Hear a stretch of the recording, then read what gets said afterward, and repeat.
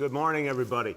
Yesterday, we just had a beautiful moment in Brooklyn, celebrating one of the greatest New Yorkers of all time, and we miss her, Justice Ruth Bader Ginsburg.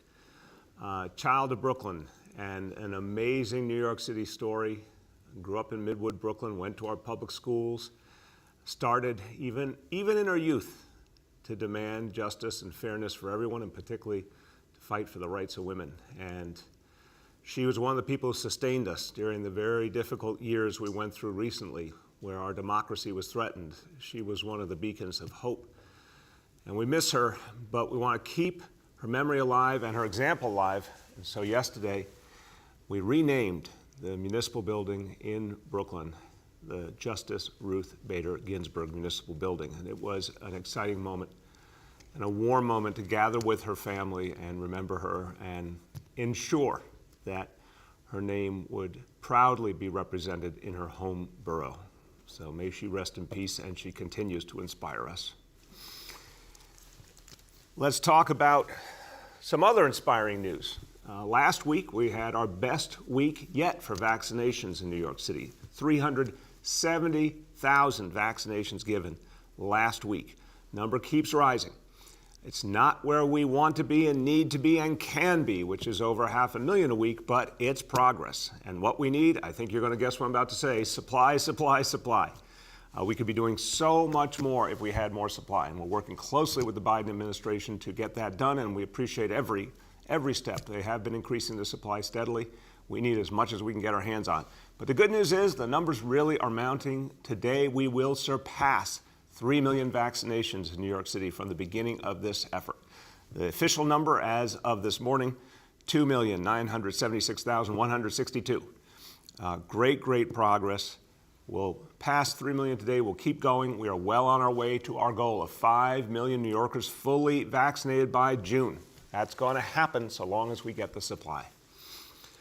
Now, we talk about recovery for all of us. We talk about the importance of bringing this city forward, not only bringing it back, but bringing it back better, addressing the issues of the past, moving us into a better future. One of the crucial issues is continuing to work on the relationship between police and community, continuing to deepen our efforts to keep everyone safe, but do it in a manner that is fair and respectful. There are a lot of pieces to the reform plans that we've put out already. Two major reports, dozens and dozens of new proposals, new recommendations, new policies that will be changed. One of the areas we want to focus on is about the many areas in really what we think about in our society that don't get the attention they deserve, that don't get the kind of conversation they deserve. Today, I'm going to talk about domestic violence, and I'm going to talk about the reality of sex work and how sex workers are treated in our legal system and how that needs to change.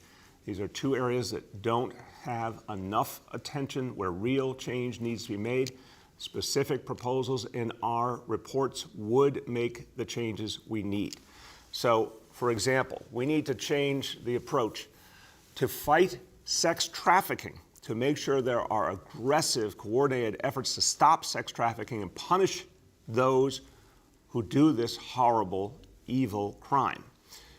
But we also have to support those who are the survivors. We have to support the sex workers. We have to do something different. The conception we have in our legal system is broken. We need to change it. And that means understanding that sex workers are often folks who are subjugated, who are victims of trafficking, who are people who think they have no other choice.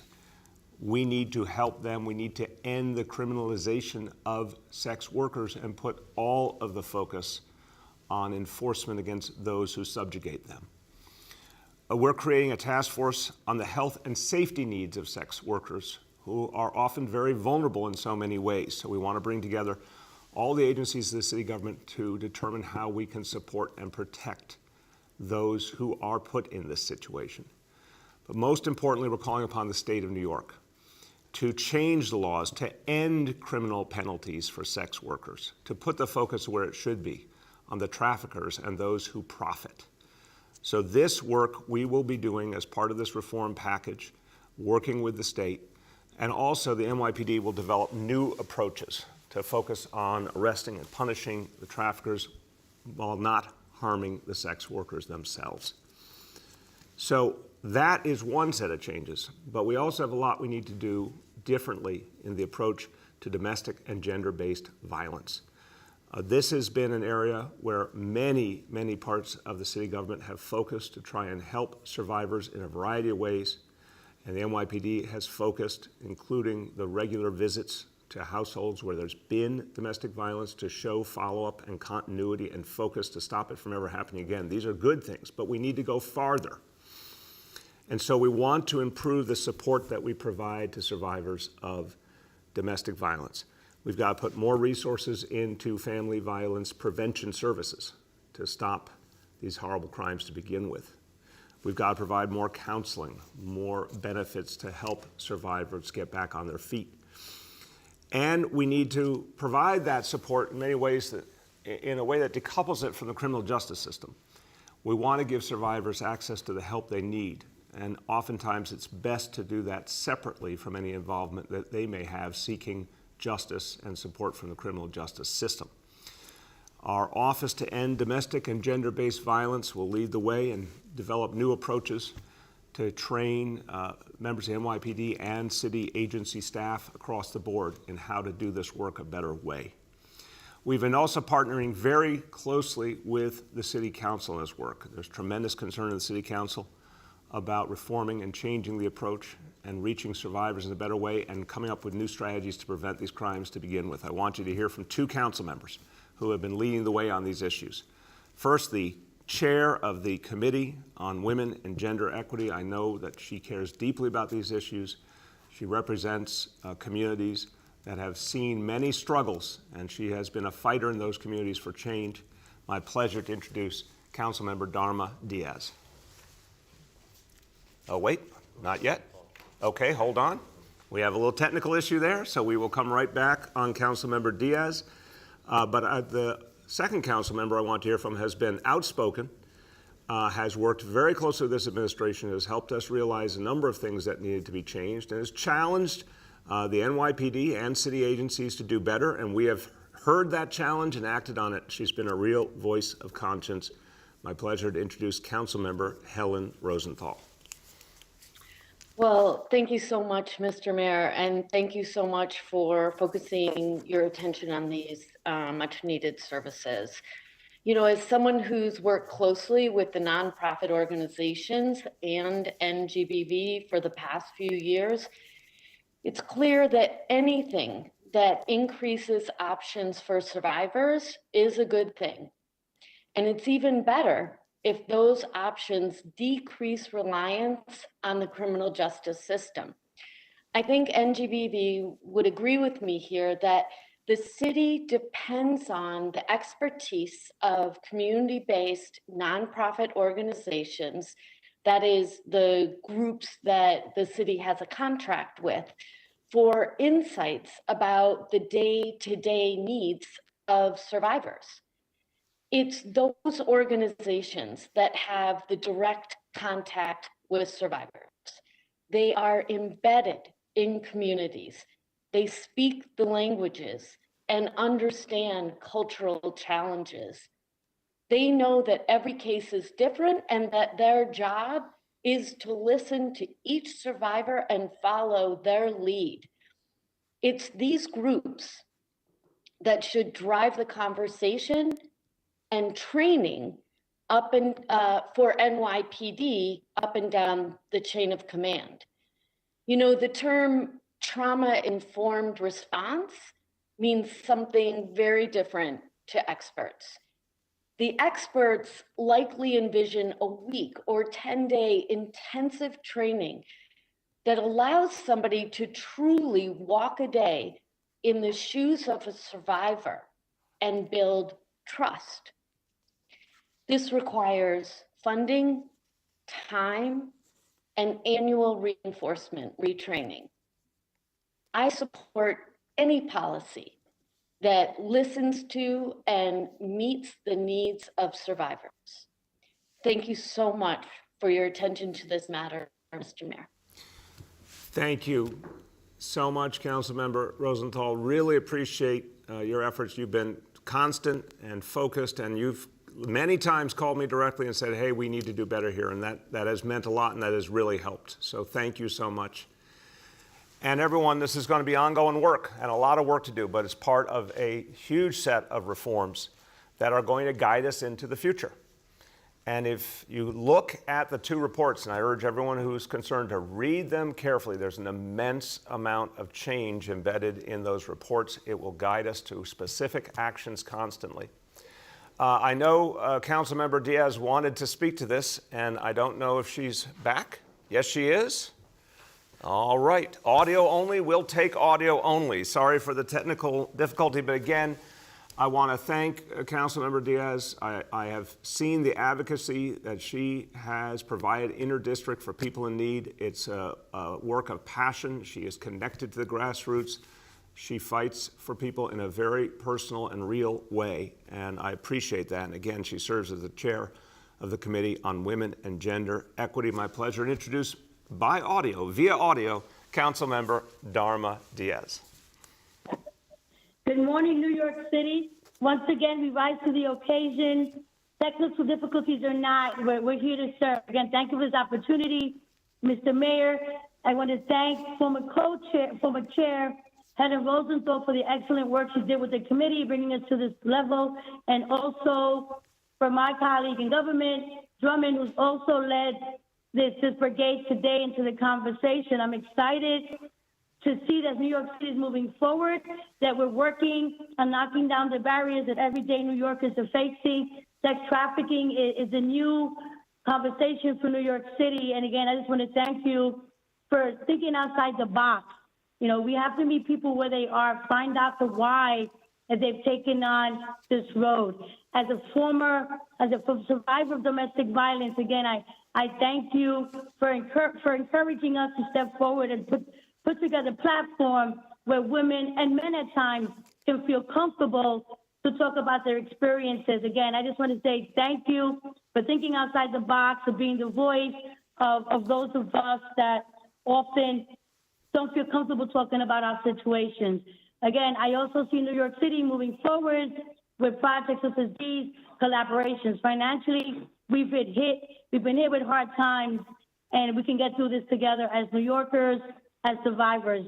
Again, I would have liked to have been with you a little more intimately, but technology is not allowing that. I turn it back to you, Mr. Mayor. Thank you again. Thank you, Councilmember. And Councilmember, thank you. I admire you for everything you're doing. As you said, you are a survivor yourself, and you've put all of your experiences and taken them and put them into action, turned that pain into power, and really been out there fighting for other people and protecting other people. I want to really thank you for that. Thank you for your support of these changes that we plan to make.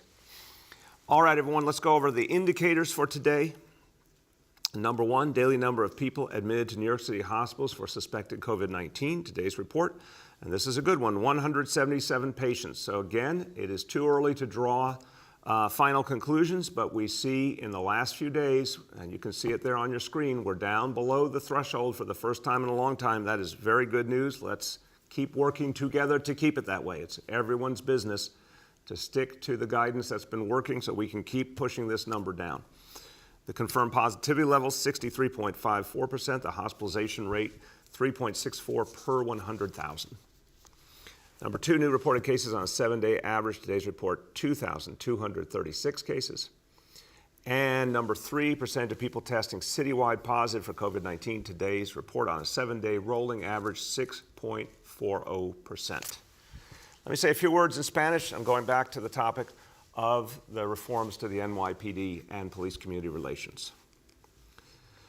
Seguimos con nuestra misión de acercar la policía y la comunidad y estamos creando nuevas formas de apoyar a las personas que servimos. Las propuestas que anunciamos hoy van a mejorar las formas en que apoyamos a los que han sufrido por violencia doméstica y violencia de género, para que las víctimas se sientan más cómodas a buscar ayuda. Estamos recuperando una nueva ciudad y para que sea un mejor lugar para todos. With that, let's turn to our colleagues in the media. Please let me know the name and outlet of each journalist. We'll now begin our Q&A. As a reminder, we're joined today by Dr. Choksi, by Dr. Katz, by Commissioner Cecile Noel of the Mayor's Office to End Domestic Violence and Gender-Based Discrimination, and by Ash McGovern, the Executive Director of the New York City Unity Project, and finally by Senior Advisor Dr. Jay Varma. First question today goes to Juliet from 1010 Wins. Hey, good morning, Mr. Mayor. How are you? I'm doing well, Juliet. How you doing? Okay, thank you.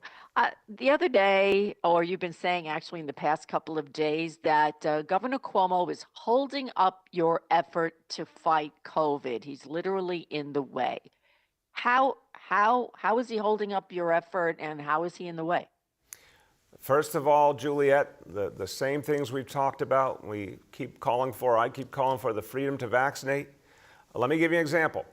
I think we should be vaccinating everyone who serves on a jury, all court workers, everyone who serves in a prosecutor's office, so we can restart our criminal justice system and make the city safer. I've been calling for that. We can't get support from the state on that. We're not getting our fair share of vaccine, even though we're vaccinating so many people from the suburbs, even from Connecticut and New Jersey. We should be getting more vaccine from the state. In so many ways, we're just not getting a response. That's why we need local control so we can move this effort forward. Go ahead, Juliet.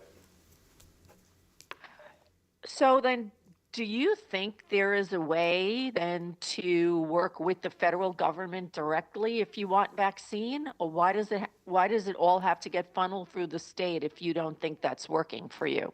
Juliet, great question. In fact, mayors all over the country are raising this exact concern to the Biden administration. I'll give you a great example. I spoke with Mayor Keisha Lance Bottoms of Atlanta, huge, important city.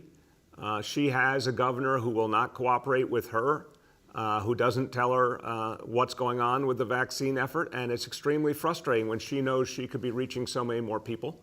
And also, like here, Atlanta's not getting their fair share of vaccine.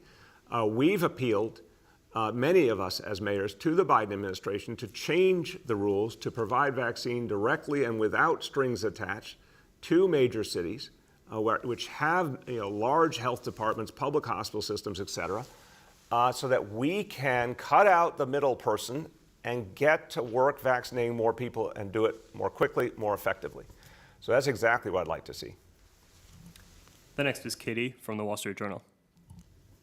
Hey, good morning, Mayor de Blasio. I wanted to ask you and your health professionals here on the line, the city's positivity rate has been at around, 6 to 7. I know you've talked about this, but the idea of pushing that down might be a challenge. And I know that's concerning for people, as more students return to class, you see schools shuttering because of cases. I've heard from people who are just very concerned that we can't get below this 6% positivity rate.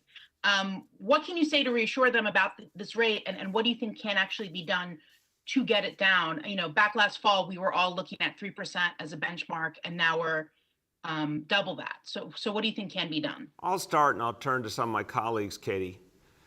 I want to give you an example. The past 24 hours in our schools, almost 10,000 tests conducted across New York City public schools, 15 cases confirmed positive. So a 0.16 positivity rate. I mean, that's astoundingly low, and it's just been very, very consistent. Schools are consistently safe because of the gold standard of health and safety measures we put together to keep them safe. But to the bigger point about the positivity level, I am hopeful that you'll start to see that number go down. We're almost at 3 million vaccinations. It's going to keep happening. We're going to keep building that vaccination effort. That's going to keep constraining the disease. We just have to stay ahead of these variants. But I'm hopeful. I'm hopeful you're going to see more progress, and you're certainly seeing progress in terms of reduced hospitalizations and, thank God, reduced deaths. Let me turn to Dr. Choksi to just give a quick additional comment, and then if either of our colleagues, Dr. Varma or Dr. Katz, wants to join in. Thank you, Mr. Mayor. And yes, you're absolutely right in pointing out that the things that affect our percent positivity, but also our cases, hospitalizations, and deaths, we have to think about the tug of war that we're in with respect to those numbers. And there are so many things that we know work to drive them down. The core public health precautions that you've heard us talk about, getting tested, and of course, getting vaccinated as well. The new variants, particularly because they are more infectious, more transmissible, that is likely contributing to the fact that they're not coming down as quickly as we would like.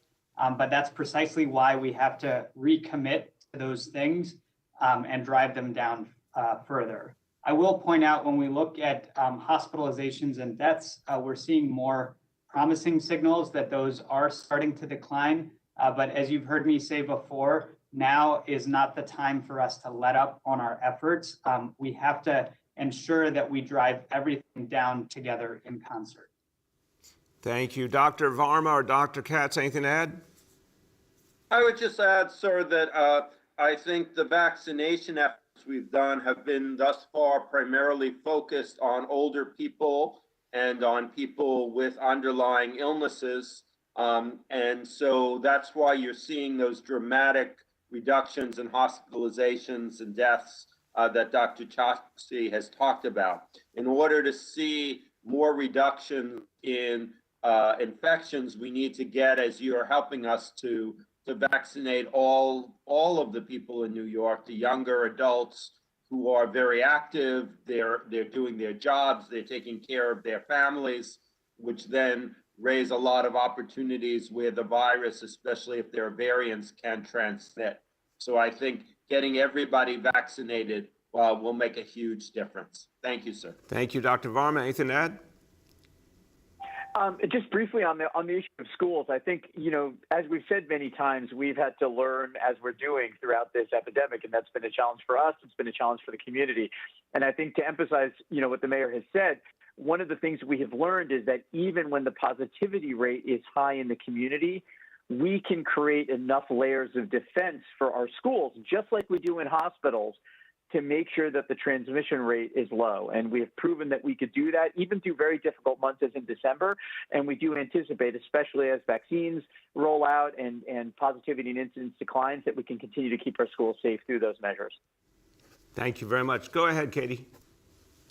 Thanks. And I wanted to ask you and Dr. Katz, Mayor de Blasio, you've been very critical of Governor Cuomo's decisions around nursing homes last spring at the peak of COVID, but the city had placed a hospital at Kohler on Roosevelt Island, which part of the building is a nursing home and the rest was a closed hospital. There were residents of the hospital who said that there was no quarantine between COVID patients and people who lived in the nursing home, and that, people died in that nursing home. And it's actually still been difficult getting a firm number of who died at that nursing home. So I'm curious if you think that that was the right call, knowing we needed hospital space last year, but putting it in the same building that housed a nursing home. Since you've been so critical of Governor Cuomo, that's sort of, something, according to some people who live there, bad things happened to that nursing home because of the hospital that was placed there inside. So if you just wanted to speak to that a little bit. Yeah, I want to speak to that. Thank you for the question, Katie. First of all, again, this goes back to the whole reality from the moment the governor put forward his emergency plan and took away local control. We were all dealing with decisions he made, whether they were right or wrong.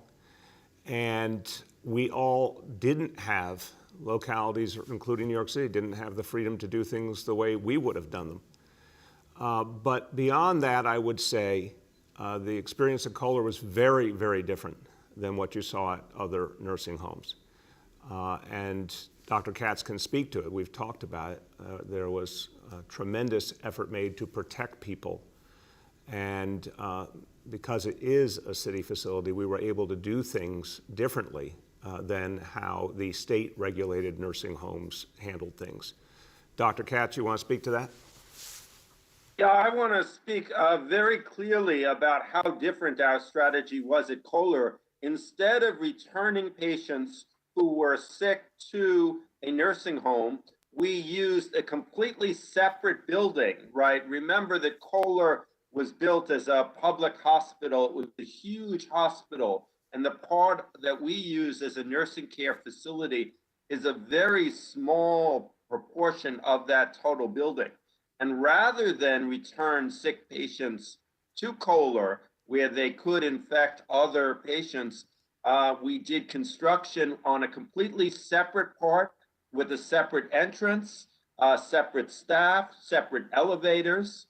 And we made sure that we were able, therefore, to protect our patients. And the number of serious illnesses and deaths at Kohler was much, much smaller, and not due to our having created a separate facility on that same site. Thank you, sir. Thank you, Dr. Katz. Go ahead. The next is Emma from the New York Times. Hi, good morning, Mayor. My first question is about summer school. There's been growing calls to open it up to families to make up for the educational losses of the last year. Are you considering making it optional for all families? This is something we're looking at right now, Emma. As you heard, our Chancellor, Misha Ross-Porter, talked about wanting to reach every child who needs help this summer. I think it's fair to say some families are going to very much want it and some families will not. We also have to think about our educators who have been working nonstop under very, very tough conditions, going back to March 2020.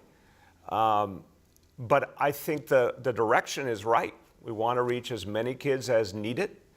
We're working on that plan right now. We'll have more to say on that in the next few weeks. And obviously the stimulus money now gives us some options for new ways to help kids and families. Go ahead, Emma. So this next question might sound a little bit self-interested, but I do think it's an important policy question. So DC announced yesterday that they're allowing journalists to become eligible for vaccines this month. Many of us are gathering news in person. So I'm curious, the CDC recommended in phase 1C to a bunch of different industries, housing, construction, information technology, energy, law, media. So do you think that those categories, it should be open up to those categories? I know it's a state decision. Yeah, clearly members of the media are out there in communities and are vulnerable. Of course they should be vaccinated, and this is another example of why I fight for the freedom to vaccinate. I don't understand how the state has made its decisions. I don't know why we still have so many categories of folks who have been left out. I've talked in recent days about sanitation workers. I just talked about folks who work in our court system and jurors who serve on juries. I mean, there's no rhyme or reason here. Certainly members of the media should be vaccinated. I think President Biden has it right. May 1st is a great time to open up to all adults. But in the meantime, as these pinpoint decisions are being made, I think they should keep up with reality more. And we should obviously include some of the groups of folks who we rely on the most and are most vulnerable. The next is Andrew Siff from WNBC. Good morning, Mr. Mayor and everyone on the call.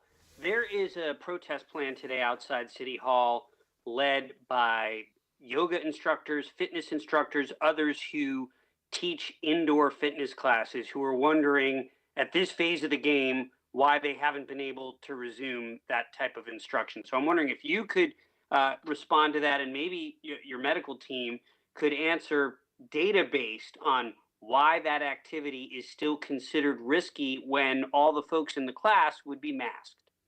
Yeah, thank you, Andrew. I care about the people who do that work, and I appreciate the work, and it's about keeping us all healthy and fit, but it also comes with particular vulnerabilities, particular problems. That's not true of many, many other things that people do. And I've had this conversation with the health team, and they remain very consistent in saying not yet. So I'll let you hear from them. In this case, Dr. Choksi, followed by Dr. Varma. Thank you, Mr. Mayor. And yes, our goal overall with any activity when we're trying to determine COVID-19 risk is particularly to look at those where people are indoors, perhaps unable to wear a mask consistently or have the mask, get wet, and also in groups. Those are the settings where we have seen COVID-19 spread, and those are the factors that facilitate that spread. So that's what goes into our decision making about specific activities. And Dr. Varma, you could give us, as you often do, perspective, national and international, on why there is a body of evidence that these kind of settings are the areas to be most concerned about, especially while we're still facing the challenge of variants. Yeah, what we've seen, unfortunately, is if you look at outbreaks that have been reported around the world, there's one very notable one in South Korea, there's another one in Japan, and there more recently have been reports from the United States about outbreaks in group fitness centers. Like any type of setting, there are certainly ways to try to make things safer, but we also know that there are certain activities, as Dr. Chakshi has mentioned, that make it really difficult to make it completely safe. And a lot of that has to do with people in close proximity, breathing heavily, and the likelihood that masks may fail because they get wet or because they come off of people. And so we're really factoring in the experience from around the world and around the country, as well as what we know about sort of the inherent risk of certain activities. Thank you. Go ahead, Andrew. Connecticut, thank you. Connecticut on April 5th is planning to change its vaccine eligibility to everyone 16 and older. Is it reasonable to expect that New York should match that, if not on the exact date, but somewhere around then? Or based on our current supply, is that simply unreasonable to expect?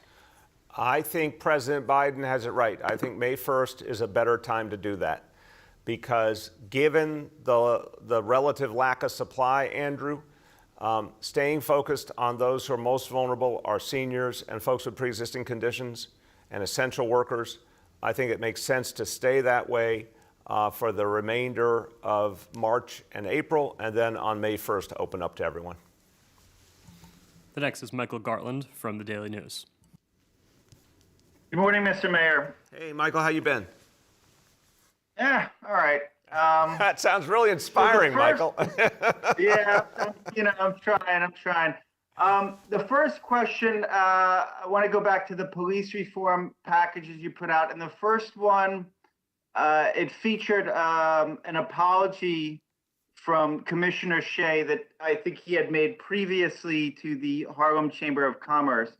And, it got me to thinking, do you think it would be helpful for you in your role as mayor, I'm not speaking personally, to apologize to the city for, some of the past actions of the police department as far as race is concerned? And if you do think that's useful, would you be willing to do that today? Yeah, I do think it's useful, but I want to do that in a more solemn way and a more appropriate way. We're going to be doing a lot of work through our upcoming Charter Revision Commission. And I've said this is really going to be a commission that focuses on racial justice. And I think it's not just about the NYPD, it's about a lot of other elements of life in the city and what city government has done or has not done over the years. And I think this is something that has to be approached very thoughtfully. But I do think it's necessary. I think Commissioner Shea, if you look at Commissioner Shea's speech to the Greater Harlem Chamber of Commerce, it's very moving. And the letter that accompanies this second report is powerful. To see the police commissioner of New York City say the NYPD has a history that must be answered for and must be acknowledged of structural racism, and that too much of that exists today and still must be overcome. For the head of the largest police force in America to say that and write that and acknowledge that formally is a very big moment. And then to accompany it with a series of actions that will make the change. But we have a much bigger conversation to have. So having a commission on racial justice is going to be a big part of that. And I'll be speaking to that a lot more as we move that along. Go ahead, Michael.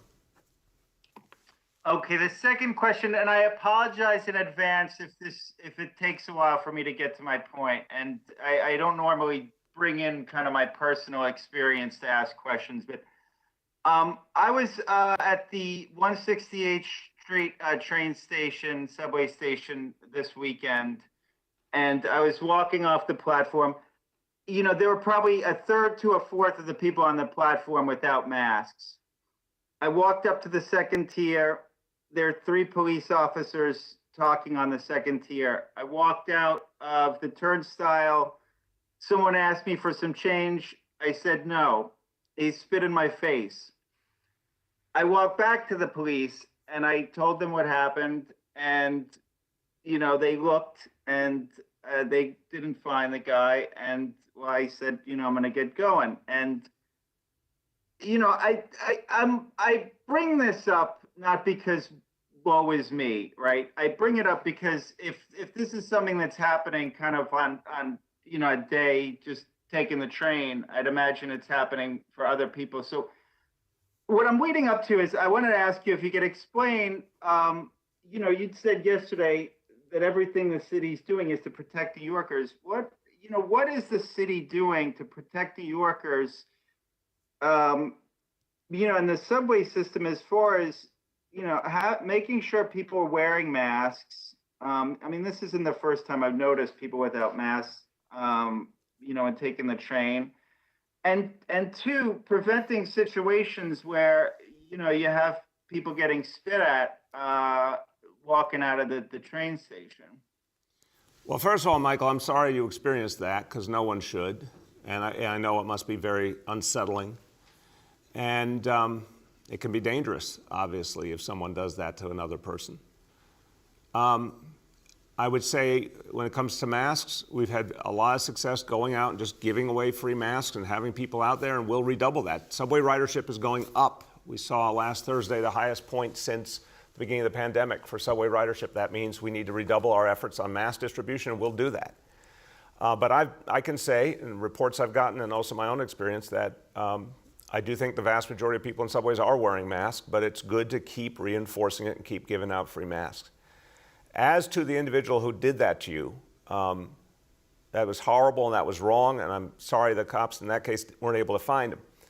But the fact that you went up there and there were police officers there is an indication of exactly what we are doing to answer your concern. We're making sure there's a lot more presence. It's now over 500, closer to 600 more officers in the subway system. And we're going to keep making those adjustments, keep making whatever investment we need to make sure that we can keep people safe in the subways. So that's my answer to you. I think we've proven time and again, this is what precision policing is all about. If you see a specific problem, apply the resources to it and change it. And we will do that again in the subways, absolutely. The next is Aaron from Politico. Hi, Mr. Mayor. I have a question about some of the police reform items that you talked about at the top. As far as the decriminalization of sex work, I know that the state would have to do that, but with respect to marijuana, for instance, you just had the NYPD say, we're not going to make arrests anymore on this crime. So will you do that in this case? Just stop arresting people for it? Yeah, the number of arrests has gone down markedly and should keep going down, Aaron, absolutely. As we know, sometimes we get a report that someone was arrested for a particular crime. It turns out they were arrested for other things or an outstanding warrant. So I always want to caution, there may be more than one factor. But if you're talking about sex work alone, of course I don't want to see arrests for that anymore. I want us to move to a different approach, and I want the state law changed. So you can already see that the NYPD is changing their approach. They've reduced arrests a lot. I intend to see them reduce them even more. Go ahead, Aaron. Okay, thanks. And then, a similar kind of question, but on vaccines, with all the complaints you have about the eligibility from the governor, have you ever considered just kind of taking matters into your own hands on some of this local control stuff and just saying, we're going to vaccinate the people we think need to be vaccinated and, come for us if you need to? Look, Aaron, we've talked about this before in press conferences, because remember that point where I was fighting for the freedom to vaccinate for seniors, for police officers, firefighters, EMTs and paramedics, educators. It was getting ridiculous. Went on for days and days. And we certainly did consider the option of just going ahead and doing it. Look, we try to respect the different branches of government, the different levels of government. Sometimes it's really hard to do when you see ridiculous and arbitrary actions, and I've seen them from Governor Cuomo, and I saw them constantly from President Trump. So we're trying to work within the structures we're given. I think now we have an opportunity for potential change because, as I said, mayors around the country are demanding direct allocation with no strings attached, with the freedom to vaccinate at the local level. And we're working with the Biden administration on that. So that, to me, would be the best way to solve this problem. We have time for two more for today. The next is Kristen from the Staten Island Advance. Good morning, Mr. Mayor. How are you today? Good, Kristen. How you been? I'm good, thanks. So I wanted to ask you a little bit more about the homebound vaccination effort. You had tweeted out a link yesterday telling people who are homebound that they could make an appointment. However, it's still the same interest form that's already been up. So are people able to make an appointment for a specific day and a specific time, or is the city still only using the interest form and just collecting names? And what's the timeline between somebody filling out that form and actually getting a day and a time for them to be vaccinated? Thank you for the question, Kristen. Obviously, we need people to know when the help is coming to them. We're going to their home, so it's a different reality. We need to have it organized and scheduled. In terms of how it works, I'll turn to Dr. Choksi and Dr. Katz to speak to the specifics, but the idea here is to have people sign up, get clear from the response when they will get the help, and to turn that around quickly, because our goal is to reach everyone homebound who has not been reached already by other providers and who is willing to be vaccinated. We want to reach everyone by the end of April. So it's very important to get quick turnaround time and make sure we follow through. Dr. Choksi, then Dr. Katz, anything you want to add about the mechanics of how this works? Yes, sir. Thank you. And thank you for this very important question about homebound seniors.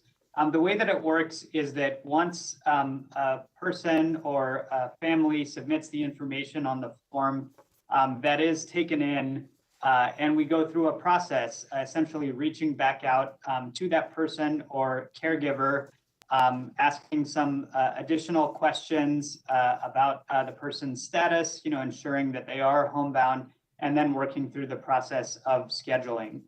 We do that based on both the capacity that we have to deliver these in-home vaccinations, which, as the mayor described yesterday, is ramping up quickly, as well as the supply of the Johnson & Johnson vaccine. Thus far, I do know that that hundreds of those calls have been made and will continue in the coming days to reach out to everyone who has submitted their information through the form to get them lined up on the time frame that the mayor has set out. Dr. Katz, you want to add? Dr. Katz? All right, we don't hear him. Okay, go ahead, Kristen. Yeah, and also just on the homebound front, a lot of different city agencies have a different definition of what homebound means. In some instances, it's a person doesn't have the ability to leave the house at all. In other instances, homebound might mean they can't leave the house without difficulty or without certain transportation needs. So I was hoping you could explain in this particular instance what exactly the city's definition of homebound is.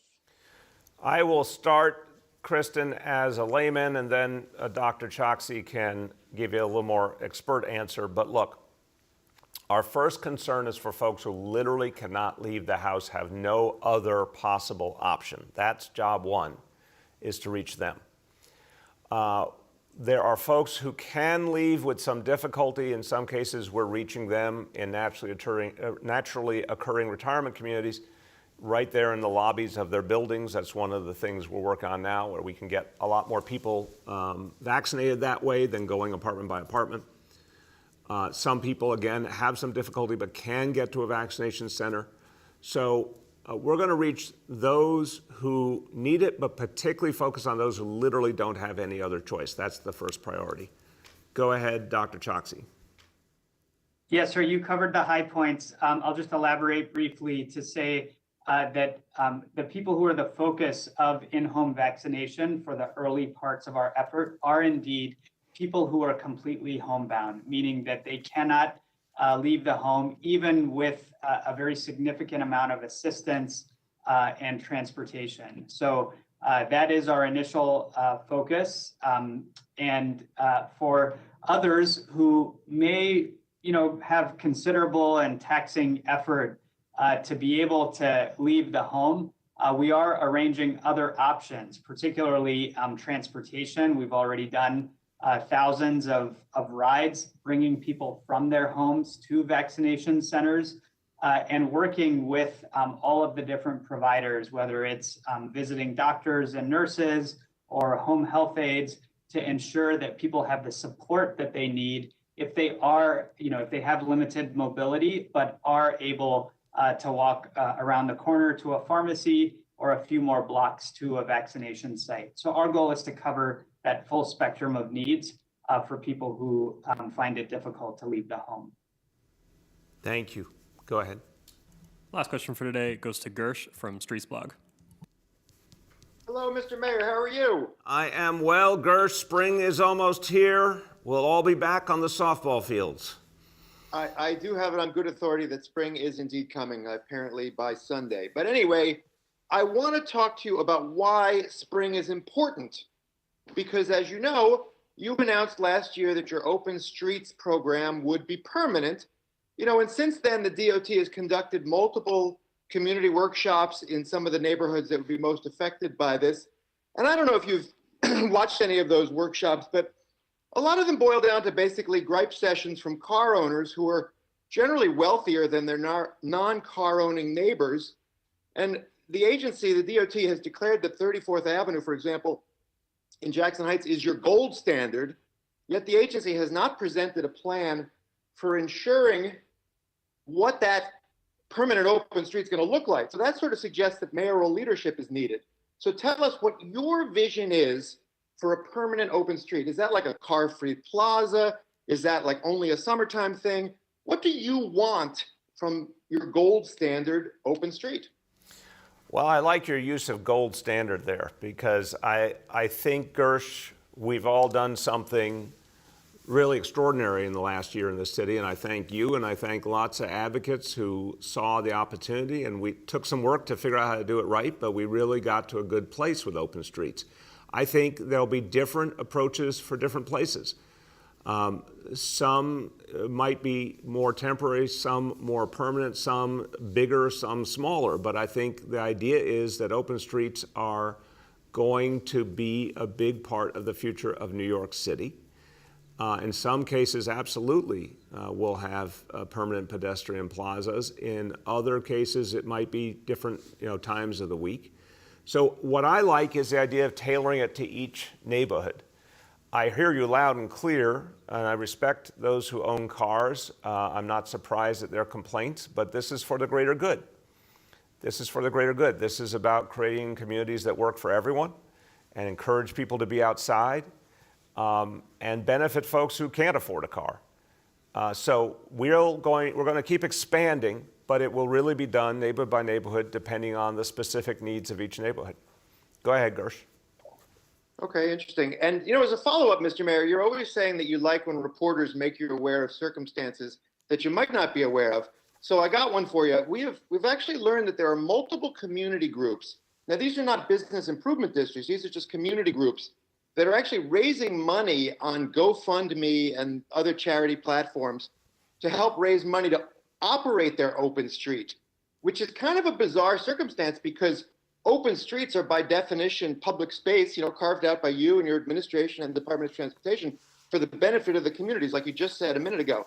So it's weird to me because if a community is raising money to help set up its open street, that raises the possibility that communities with substantial means, like the Upper West Side of Manhattan, for example, might be able to raise money to keep their open street going, whereas another community that might not have the means to do so wouldn't be able to do that. So that's kind of a weird thing. You ran as a mayor to fight the tale of two cities. So where do you stand on what I just told you?